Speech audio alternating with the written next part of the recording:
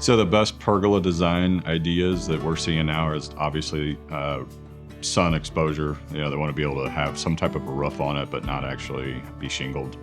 We're also seeing rainproof. They want to be able to close the top of it off and be able to sit out there if it's raining. So that's what's driving bringing in the aluminum pergola option. We are seeing a lot of push for it in the market. Alternatively, you can still do a rough cedar pergola. We still do a lot of those.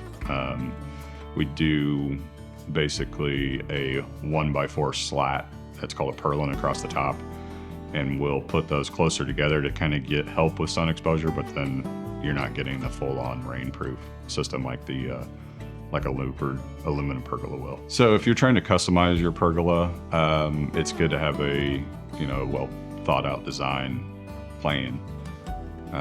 It's customizable. You can build those in several different shapes and sizes. Versus if you're stuck to a kit, you're kind of stuck to whatever the size is, and most of them, what we're seeing is a little smaller than what most clients are wanting as far as covering their outdoor living area. So a lot of the smaller kits you'll see in the 10 by 12, 10 foot by 12 foot, 12 foot by 14 foot.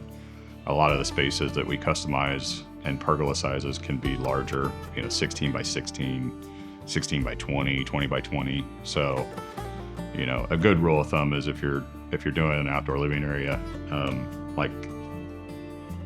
we're seeing 20 by 20 usually fits a decent, couch, a couple chairs, or a love seat, a couple chairs, and a dining room table. So 400 square feet. So if you're covering that, it's 20 foot by 20 foot. So, and you can't find that mostly in a kit.